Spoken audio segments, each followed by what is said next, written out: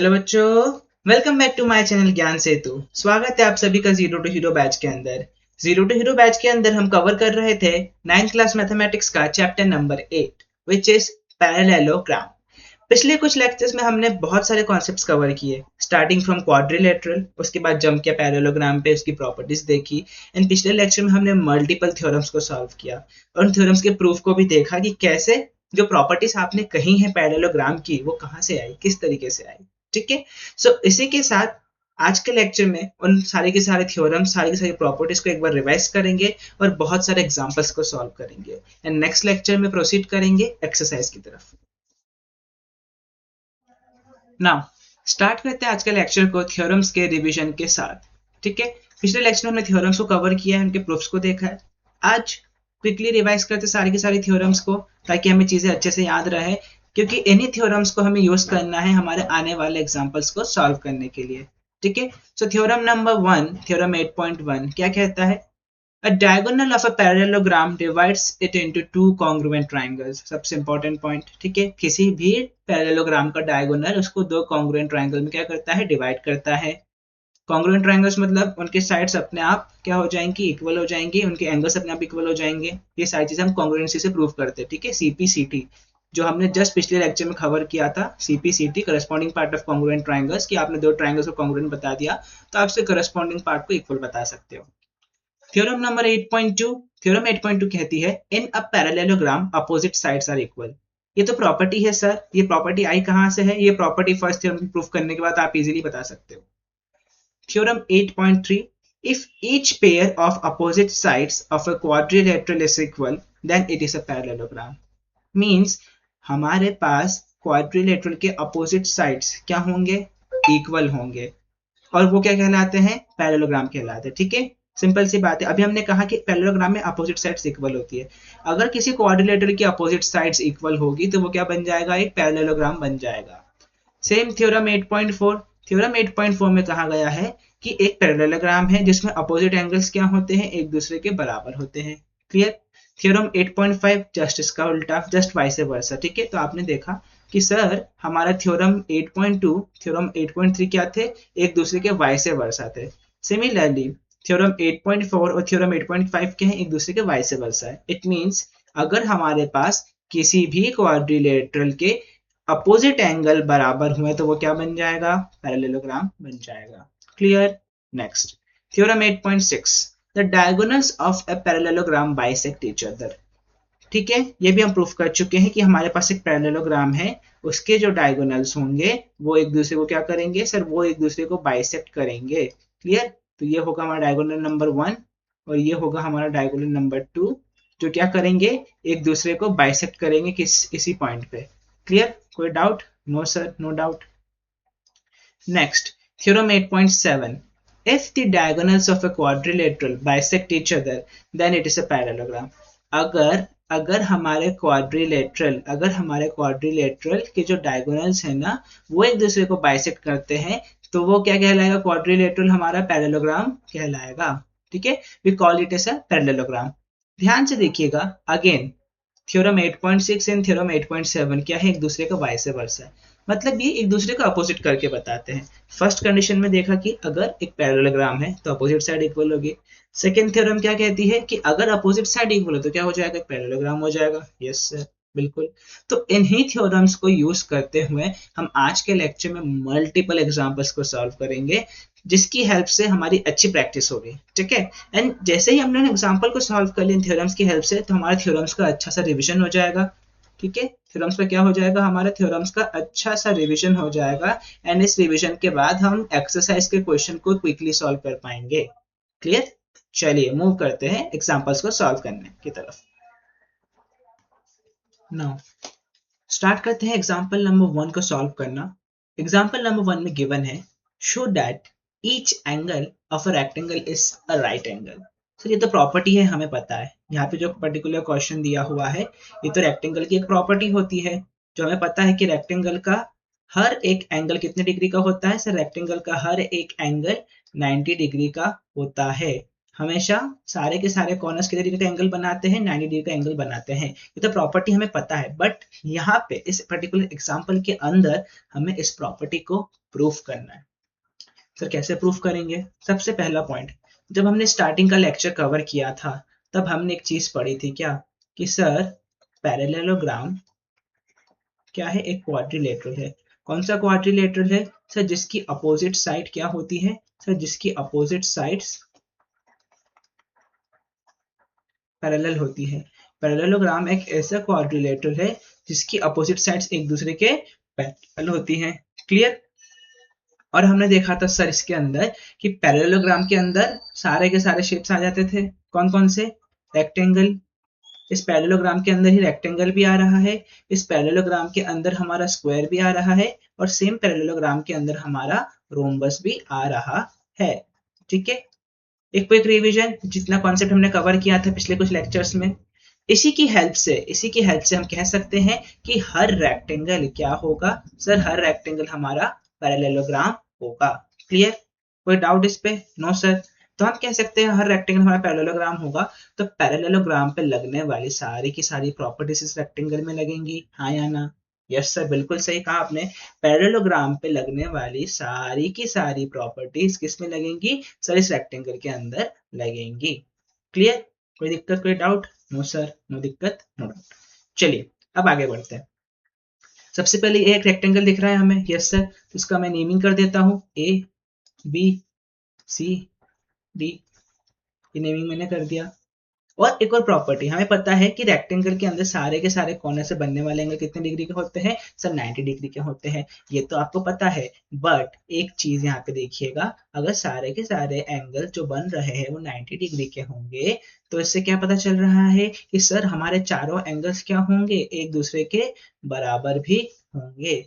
अगर मैंने ये प्रूफ कर दिया, इस पर्टिकुलर एग्जाम्पल के अंदर मुझे सिर्फ इतना प्रूफ करना है कि मेरा angle A, angle B, angle C और एंगल डी चारों क्या है? एक दूसरे के बराबर है। तो सिंपल मैं एक क्वाड्रिलेटरल का प्रॉपर्टी लगाऊंगा। कौन सा प्रॉपर्टी यूज करूं यहाँ पे? कि sum of all angles of quadrilateral is 360 degree. तो हो जाएगा उससे हमारा क्वेश्चन सॉल्व। यस सर, बिल्कुल। बट उससे पहले हमें ये प्रूफ करना पड़ेगा कि angle A, angle B, angle C, angle D क्या है? ये चारों एक दूसरे के बराबर है। अगर इसको प्रूफ कर दिया हमने तो हमारा क्वेश्चन सॉल्व हो जाएगा। क्लियर?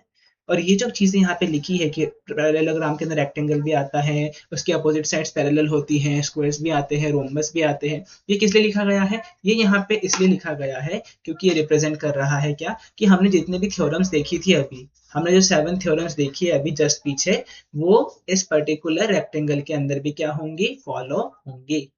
क्लियर? कोई डाउट, कोई दिक्कत? No sir. चलिए मैं इस सेक्शन को रफ करके यहाँ पे अच्छे से चीजों को मेंशन कर देता हूँ, ठीक है?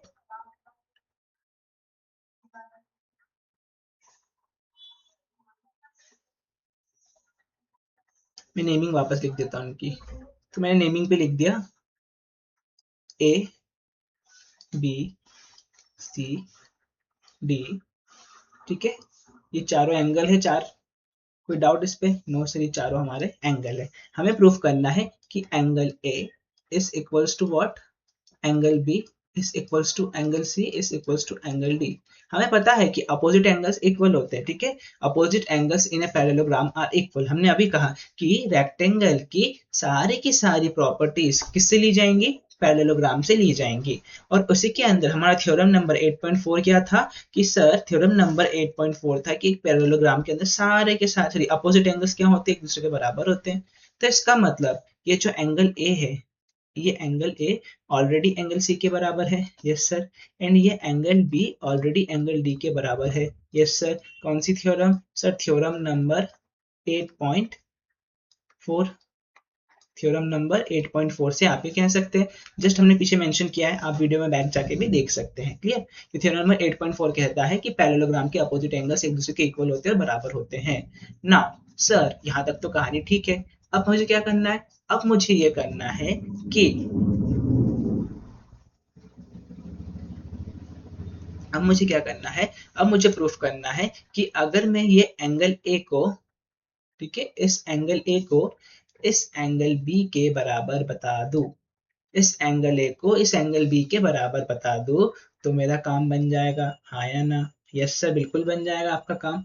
बट हम इस एंगल ए को इस एंगल बी के बराबर कैसे बताएंगे? Point is that, right? हम इस एंगल ए को इस एंगल बी के बराबर कैसे बताएंगे? तो एक काम करते हैं, इस पे हम कुछ कंस्ट्रक्शन करें। यस सर, बिल्कुल, चलिए कंस्ट्रक्शन करते हैं। तो मैंने इसका एक डायगोनल बनाया, सिंपल सा, ठीक है।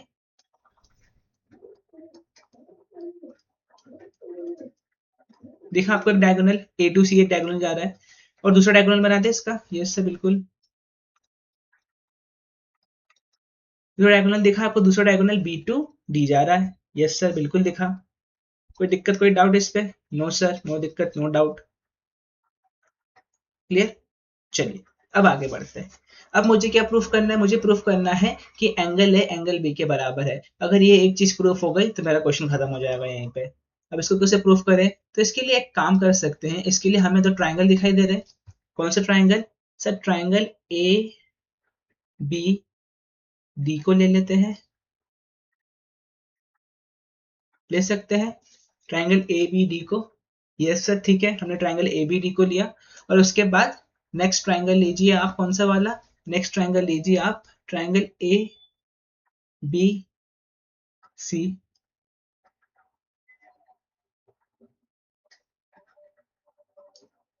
क्या इसको ले सकते हैं हम? यस सर, बिल्कुल ले लिया हमने। इन दोनों को ले तो लिया है, बट हम इन्हें प्रूफ क्या करेंगे? प्रूफ कैसे करेंगे? आते हैं उस पॉइंट पे आते हैं। अभी हमने क्या लिया है? अभी हमने लिया है simple triangle A D B और ट्राइंगल ए बी सी। मैं लिख देता हूँ यहाँ पे, ठीक है। In triangle A D B and triangle A B C, मैंने ये लिया है। कोई दिक्कत, कोई डाउट इस पे? नो सर, नो दिक्कत, नो डाउट। अब आगे बढ़ते हैं। अगर मैंने इन दोनों ट्राइंगल को कॉन्ग्रुएंट प्रूफ कर दिया, अगर मैंने इन दोनों ट्राइंगल को कॉन्ग्रुएंट प्रूफ कर दिया, तो मैं बता सकता हूँ क्या? कि मेरा एंगल ए एंगल बी के बराबर हो जाएगा ऑटोमेटिकली, हाँ या ना? यस सर, बिल्कुल, सीपीसीडी लगाएंगे और एंगल ए को एंगल बी के बराबर बताएंगे। कर सकते हैं? यस सर, बिल्कुल कर सकते हैं। अब ध्यान से देखिए, इस ट्राइंगल को ना हम थोड़ा खोलेंगे। खोलेंगे मतलब हमारा ट्राइंगल कैसा बना है? हमारा ट्राइंगल कुछ इस तरीके से बना है। सबसे पहले मैं ट्राइंगल ए डी बी को बनाता हूँ, ठीक है। ए डी बी, मैंने ट्राइंगल क्या बनाया? ट्राइंगल ए डी बी को बनाया। क्लियर? कोई डाउट इस पे? No sir. अब मैं ये जो ट्राइंगल ए बी सी बन रहा है ना, इसको इसके ऊपर की तरफ खोल दूं। मैं कह रहा हूँ कि जो ए बी सी है ना, इसको मैं उठा के इस तरीके से खोल दूं, तो कुछ इस तरीके से बनेगा।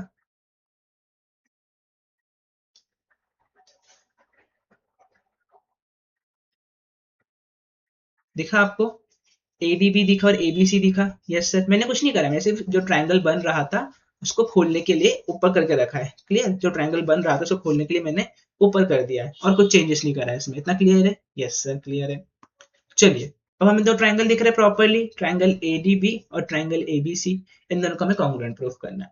कैसे प्रूफ किया जाए? अब सबसे इंपॉर्टेंट बात सर, इसमें एक चीज हमको पता है। क्या पता है? क्या सर, इसके अंदर हमारा जो एडी है ना, वो डीबी के, सॉरी एडी हमारे बीसी के क्या पैरेलल है। ऑब्वियसली बात है, अपोजिट साइड्स पैरेलल होंगी। देखिए ये एडी साइड इस बीसी साइड के क्या पैरेलल है, पता है आपको? कोई दिक्कत इस पे? नो सर, एडी साइड हमारी बीसी साइड के क्या है? पैरेलल है। अब अब एक पॉइंट ये आता है कि आप इन दोनों ट्रायंगल्स को क्या प्रूफ कर दीजिए? कॉन्ग्रुएंट प्रूफ कर दीजिए।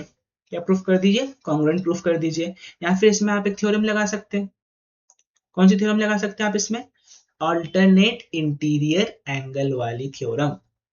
कौन सी थ्योरम? Alternate interior angle. हमें पता है, देखिए ध्यान से देखिएगा, ये एडी बीसी के पैरेलल है, ये आपको पता है। क्लियर? कोई डाउट इस पे? नो सर, ये एडी हमारे बीसी के पैरेलल है। तो जब ये एडी बीसी के पैरेलल होगा, मैं इसको हाईलाइट कर देता हूँ, मैं जिगजैग से हाईलाइट कर देता हूँ।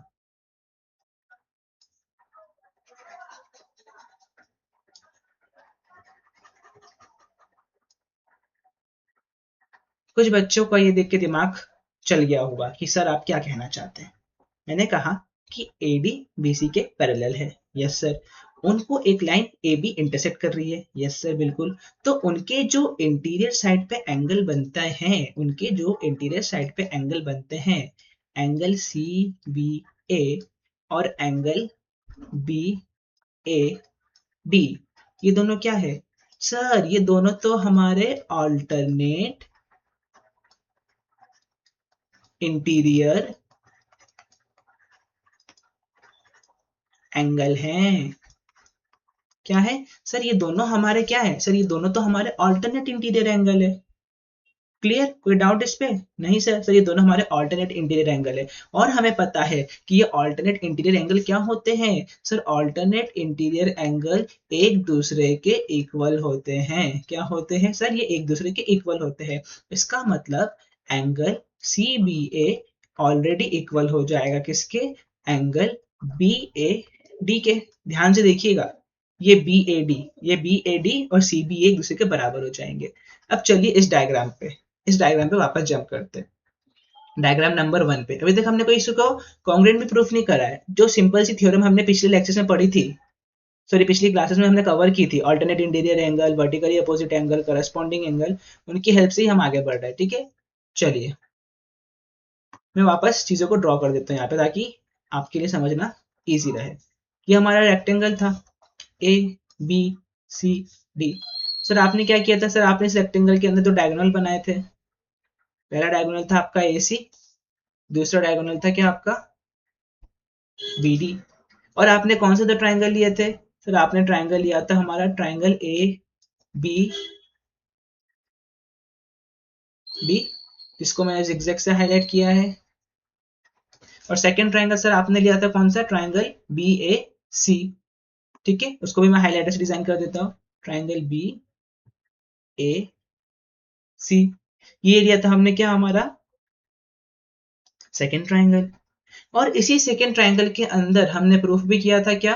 हमने प्रूफ किया था ये वाला एंगल। अभी ध्यान से देखिएगा, बी ए डी कौन सा एंगल है सर? बी ए डी तो ये बड़ा वाला एंगल बन रहा है, ये बन रहा है बी ए डी। तो बी ए डी को मैं सिंपल भाषा में लिख सकता हूँ। बी ए डी क्या है सर? ये बी ए डी सिंपल भाषा में मेरा एंगल ए है। क्लियर?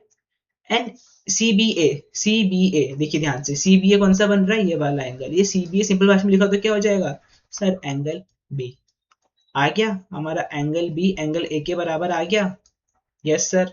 अब जब एंगल बी एंगल ए के बराबर है, और ध्यान से देखिएगा यहाँ पे लिखा है ऑलरेडी, एंगल ए किसके बराबर है? एंगल सी के बराबर है। तो यहाँ पे एंगल सी बराबर में आ जाएगा, बिल्कुल सही। एंगल बी एंगल डी के बराबर है, तो यहाँ पे भी एंगल बी के बराबर एंगल डी आ जाएगा, बिल्कुल सही। तो ध्यान से देखिए जो हमें प्रूफ करना था, एंगल बी बराबर एंगल ए बराबर एंगल सी बराबर एंगल डी, और यही तो हमें प्रूफ करना था। जैसे ही आपने ये प्रूफ किया, जैसे ही आपने कह दिया कि चारों के चारों एंगल क्या है? एक दूसरे के बराबर हैं। चारों के चारों एंगल क्या है? एक दूसरे के इक्वल हैं। चारों के चारों एंगल एक दूसरे के बराबर है। वैसे ही आप कह सकते हैं कि ये कौन सी प्रॉपर्टी हो जाएगी? एंगल सम प्रॉपर्टी लगा देंगे इसमें। क्लियर? क्या लगा देंगे हम इसमें? एंगल सम प्रॉपर्टी लगा देंगे। चलिए मैं एक पेज ऐड करके आपको एंगल सम प्रॉपर्टी लगा के बताता हूँ। क्या लगाने वाले हैं हम इसमें सर? हम इसमें लगाने वाले हैं angle sum property. Angle sum property sir, angle sum property हमारी क्वाड्रिलेटरल्स वाली, जिसमें क्या कहते हैं, जिसमें कहा जाता है कि फोर एंगल्स सम कितना होगा? 360 डिग्री। चारों के चारों एंगल्स का सम कितना होगा? 360 डिग्री होगा। तो angle A plus angle B plus angle C plus angle D बराबर कितना है सर? हमारा 360 डिग्री हो जाएगा। यस सर, बिल्कुल। और हमें पता है एक और चीज कि सर ये angle A already angle B के बराबर है, जो ऑलरेडी एंगल सी के बराबर है, और ये एंगल डी के बराबर है। ये प्रॉपरली एक इक्वेशन बन रही थी हमारे पास, जिसको हमने क्या किया था? प्रूफ किया था। ये क्या हो चुका है? प्रूफ्ड हो चुका है। तो मैं क्या करूंगा यहाँ पे? सारे के सारे एंगल्स को किसी एक से रिप्लेस कर दूंगा। सबको मैं ए से रिप्लेस करूंगा तो 4 टाइम्स ए आएगा, तो 4 एंगल ए बराबर कितना हो जाएगा? 360 डिग्री। मैंने क्या करा? इस पर्टिकुलर इक्वेशन की हेल्प से यहाँ पे सारे के सारे एंगल्स को चेंज कर दिया।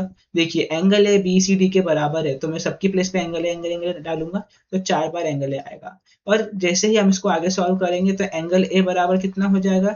360 degree by 4 which is what? 90 degree. तो एंगल ए कितना हो गया सर? एंगल ए हमारा 90 डिग्री हो गया। अब एंगल ए 90 डिग्री है, तो बाकी के सारे बचे हुए angle, angle B, angle C, angle D, ये चारों भी इसके बराबर हो जाएंगे। और सारे के सारे एंगल क्या हो जाएंगे, 90 डिग्री के हो जाएंगे। 90 degree means what sir, 90 degree मतलब ही तो है हमारा क्या, राइट एंगल। 90 डिग्री का मतलब ही क्या है, राइट एंगल। क्लियर, कोई डाउट इसमें? इसमें कोई थ्योरम भी नहीं लगी हमारी, सिंपल एक छोटा सा लॉजिक लगा, कौन सा, ऑल्टरनेट इंटीरियर एंगल वाला, क्योंकि हमें पता है रेक्टेंगल्स क्या होते हैं, पैरेललोग्राम होते हैं, और उन्हीं पैरेललोग्राम की अपोजिट साइड एक दूसरे के पैरेलल होती है, वहां से आप लगाइए ऑल्टरनेट इंटीरियर एंगल, निकाल दीजिए आपका आंसर। क्लियर, चलिए मूव करते हैं नेक्स्ट क्वेश्चन की तरफ। नाउ स्टार्ट करते हैं एग्जांपल नंबर 2। तो एग्जांपल नंबर 1 में हमने क्या देखा, भले ही हमने थ्योरम्स पढ़ी है, भले हमारे पास सारी सारी थ्योरम्स है, बट जरूरी नहीं कि हर बार हम उन थ्योरम्स को यूज करके ही क्वेश्चन को सॉल्व करें, हम मल्टीपल तरीके से भी क्वेश्चन को सॉल्व कर सकते हैं। ठीक है, चलिए अब देखते हैं एग्जांपल नंबर 2 में। और थ्योरम कहाँ काम आई थी, थ्योरम आई थी थ्योरम 8.4, जब हमने कहा था कि अपोजिट एंगल्स क्या होते हैं, पैरेललोग्राम के इक्वल होते हैं। ठीक है, चलिए इसके साथ आगे बढ़ते हैं थ्योरम, सॉरी एग्जांपल सेकंड की तरफ। सो एग्जांपल नंबर 2 है, show that the diagonals of a rhombus. Rhombus भी क्या है सर, रोम्बस एक पैरेललोग्राम है, एक ऐसा पैरेललोग्राम है रोम्बस। कैसे पैरेललोग्राम है रोम्बस सर, रोम्बस एक ऐसा पैरेललोग्राम है जो स्क्वायर को थोड़ा सा टिल्ट करने पे बनता है। ठीक है, मतलब उस पैरेललोग्राम की क्या होती है, इक्वल साइड्स होती हैं। ठीक है, और वो इक्वल साइड्स कौन सी होती है, चारों की चारों साइड्स इक्वल होती है। क्लियर, मतलब रोम्बस के अंदर चारों की चारों साइड्स, ये साइड, ये साइड, ये साइड और ये साइड एक दूसरे के बराबर होती है, ये प्रॉपर्टी है रोम्बस की। क्लियर, चलिए आगे बढ़ते हैं। कहा गया है कि diagonals of a rhombus are perpendicular to each other, मतलब जो डायगोनल्स होते हैं रोम्बस के, वो एक दूसरे को परपेंडिकुलर पे इंटरसेक्ट करते हैं। इट मीन्स अगर मेरे पास एक रोम्बस है, ये रहा रोम्बस, मैंने उसको नेम दे दिया ए बी सी डी, और रोम्बस की प्रॉपर्टी मुझे पता है क्या होती है कि सर ए बी यहाँ पे बी सी के बराबर हो जाएगा, सी डी के भी बराबर हो जाएगा और ए डी के भी बराबर हो जाएगा, ये चारों की चारों साइडें आपस में एक दूसरे के बराबर होगी, ये रोम्बस की प्रॉपर्टी है, हमें पता है इतना तो। और रोम्बस एक पैरेललोग्राम है, तो पैरेललोग्राम की सारी प्रॉपर्टीज और थ्योरम इसमें यूज होना ही है। यस सर, बिल्कुल। अब हमें कहा गया है क्या कि रोम्बस की जो परपेंडिकुलर है, मतलब ये जो परपेंडिकुलर है ना, ये एक दूसरे को इंटरसेक्ट करते हैं 90 डिग्री पे, मतलब यहाँ पे जो एंगल बनेगा ये 90 डिग्री का बनेगा, यहाँ पे भी एंगल 90 डिग्री का बनेगा, यहाँ पे भी एंगल 90 डिग्री का बनेगा और यहाँ पे भी एंगल 90 डिग्री का बनेगा। अगर मैं इस इंटरसेक्टिंग पॉइंट को नाम दे दूं ओ, तो मुझसे ये कहना चाहता है कि हमारा angle A O B, angle B O C, angle C O D और एंगल AOD, ये चारों के चारों एंगल, ये चारों के चारों एंगल क्या होंगे, सारे के सारे एंगल 90 डिग्री के होंगे। ठीक है, मैं किसकी बात कर रहा हूँ, मैं इनको हाईलाइट कर देता हूँ, मैं बात कर रहा हूँ इनकी, इनको मैंने ग्रीन कलर से हाईलाइट किया है। ठीक है, ये चारों के चारों एंगल क्या होंगे, 90 डिग्री के होंगे, हमें ये प्रूफ करना है। अब कैसे प्रूफ करेंगे, हमें पता है एक रोम्बस है, इसमें पैरेललोग्राम की प्रॉपर्टीज लगनी है। इस केस में हमें क्या करना चाहिए, एक और चीज आप ध्यान से देख रहे होंगे, जब डायगोनल्स एक दूसरे को इंटरसेक्ट करते हैं तो उनके जो अपोजिट एंगल होते हैं वो बराबर होते हैं, हाँ या ना। मैंने कहा कि जब डायगोनल्स एक दूसरे को इंटरसेक्ट कर रहा है, कोई भी दो लाइन जब एक दूसरे को इंटरसेक्ट करती है तो उनके अपोजिट एंगल जो होते हैं वो बराबर होते हैं। यस सर, कुछ याद आया? इसी प्रॉपर्टी को हम क्या कहते थे, इसी प्रॉपर्टी को हम कहते थे वर्टिकली अपोजिट एंगल, जो ये कहता है कि हमारा एंगल ए ओ बी, इसके अपोजिट कौन सा एंगल है, एंगल सी ओ डी के बराबर होगा, ये वर्टिकली अपोजिट एंगल की प्रॉपर्टीज कहती है। इसका मतलब मैं मार्क कर दूं, यस सर आप मार्क कर दीजिए, ये एंगल AOB इस एंगल COD के बराबर होगा। सिमिलरली सिमिलरली हमारा जो एंगल BOC है, ठीक है, हमारा एंगल BOC हमारा एंगल AOD के बराबर होगा। यस सर, तो आधी प्रॉब्लम तो यही खत्म हो जाती है, आधी प्रॉब्लम यही खत्म हो जाती है कि हमें अपोजिट एंगल्स को 90 डिग्री प्रूफ करना ही नहीं पड़ेगा, क्योंकि वो पहले से वर्टिकली अपोजिट एंगल के थ्रू इक्वल है। क्लियर, अब बात आती है यहाँ पे कि सर, अब मैं इस डायग्राम को थोड़ा रफ कर देता हूँ, थोड़ा क्लीन कर देता हूँ डायग्राम, ताकि आपको समझ में आए क्लियरली।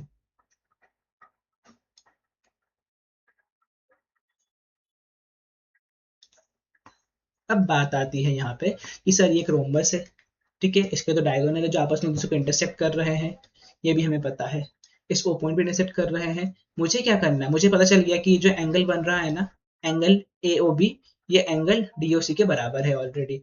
तो अगर मैंने इस एंगल को 90 का प्रूफ कर दिया ऑलरेडी, तो अपने आप ये 90 डिग्री प्रूफ हो जाएगा। यस सर, ये बात समझ में आ गई। सिमिलरली इधर वाले भी तो वर्टिकली अपोजिट एंगल बनाएंगे, इधर वाले भी क्या बनाएंगे, वर्टिकली अपोजिट एंगल बनाएंगे। अगर इनमें से मैंने एक को 90 डिग्री प्रूफ कर दिया तो अपोजिट वाला अपने आप क्या बन जाएगा, 90 डिग्री बन जाएगा। यस सर, इतना समझ में आ गया। चलिए अब हम चलते हैं कि हम कैसे इनको 90 डिग्री प्रूफ करेंगे। बात यह है कि इनको 90 डिग्री कैसे प्रूफ किया जाए। तो एक काम करते हैं, अगर ध्यान से देखिए ये AC क्या बना रही है सर, AC क्या है, AC तो एक लाइन है, और लाइन के ऊपर बनने वाले दोनों एंगल, लाइन के ऊपर बनने वाले दोनों एंगल का सम कितना होगा सर, लाइन के ऊपर बनने वाले दोनों एंगल का सम होगा 180 डिग्री। क्लियर, इतना सबको पता है। यस सर, तो लीनियर पेयर की प्रॉपर्टी सबको पता है कि किसी भी स्ट्रेट लाइन पे जितने भी एंगल बनते हैं उनका सम कितना होता है, 180 डिग्री होता है। नाउ नेक्स्ट, अगर अब अगर हम इस पर्टिकुलर एंगल एंगल AOB को अगर मैं एंगल BOC के बराबर बता दूं, तो क्या होगा, ये दोनों एंगल मिलकर 180 डिग्री बना रहे और दोनों एक दूसरे के बराबर हो जाएंगे, तो एक एंगल 90 डिग्री का हो जाएगा और बचा हुआ सेकंड वाला भी किसका हो जाएगा, 90 डिग्री का हो जाएगा। क्लियर, समझ में आया जो मैं बोल रहा हूँ।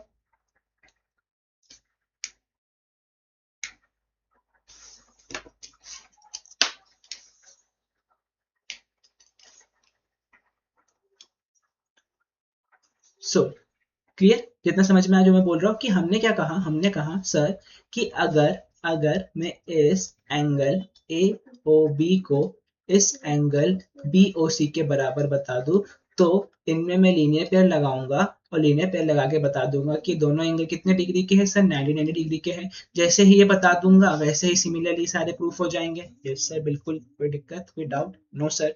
तो हमें क्या करना है, तो हमें दो ट्राइंगल्स लेने हैं। वो दो ट्राइंगल्स कौन से लेने पड़ेंगे, पहला ट्राइंगल क्या होगा सर, पहला ट्राइंगल होगा ट्राइंगल AOB। पहला ट्राइंगल क्या होगा, पहला ट्राइंगल होगा ट्राइंगल AOB, जिसको मैंने डार्क रेड कलर से हाईलाइट किया, ध्यान से देखिएगा आप इसको। पहला triangle is triangle AOB।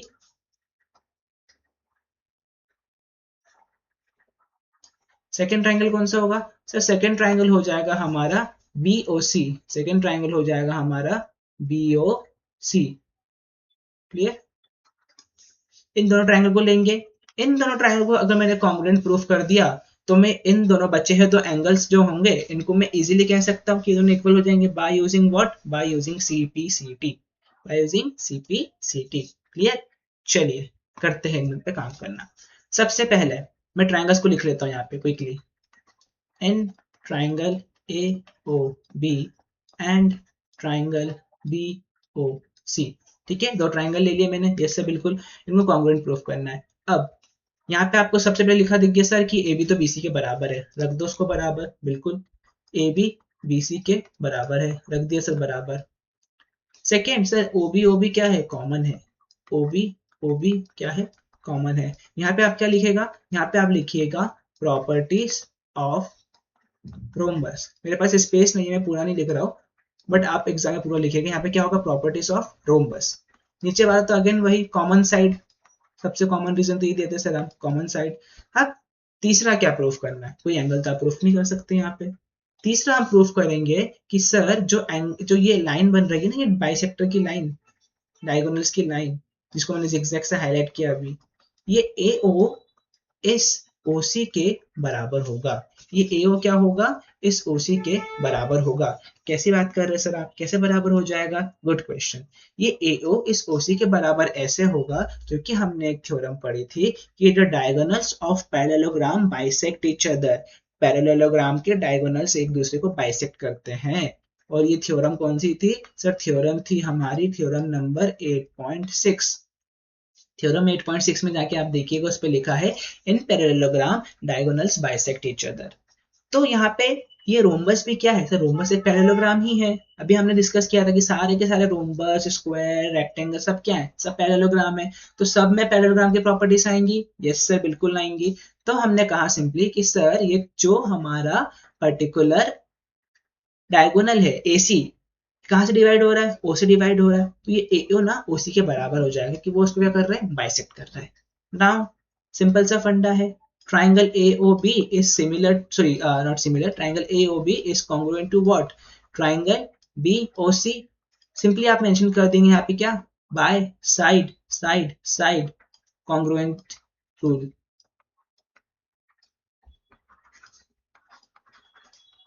Clear, by side side side congruency rule से आप कह सकते हैं कि ट्राइंगल AOB ट्राइंगल BOC के क्या है, कॉन्ग्रुएंट है। जैसे ही आपने ये कहा, सिंपली आप डायरेक्टली इसके बाद मेंशन कर सकते हैं कि यस सर, एंगल AOB हमारे एंगल BOC के बराबर हो जाएगा। रीजन भी आपको पता है, रीजन क्या होता है, by CPCT corresponding part of congruent triangles. कोई डाउट इस पे? No sir, no doubt. अब चलते हैं वापस, जो हमें प्रूफ करना था। ध्यान से देखिए, हमें प्रूफ करना था ये।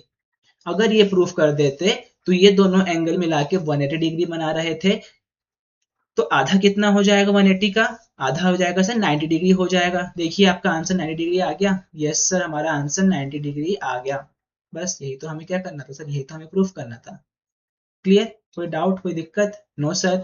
अब जैसे ही आपने प्रूफ कर दिया कि एंगल AOB और एंगल BOC 90 डिग्री के हैं, बाकी के बचे हुए एंगल ऑलरेडी क्या थे, एक दूसरे के अपोजिट थे, सॉरी इक्वल भी थे, अपोजिट एंड इक्वल थे, तो बस वो डायरेक्टली इक्वल हो जाएंगे। क्लियर, तो इससे आप कह सकते हैं क्या, कि सारे के सारे एंगल रोम्बस के डायगोनल्स जब इंटरसेक्ट करते हैं एक दूसरे को, वहां पे बनने वाले सारे के सारे एंगल्स क्या होते हैं सर, वहां पे बनने वाले सारे के सारे एंगल्स 90 डिग्री के होते हैं। क्लियर, चलिए।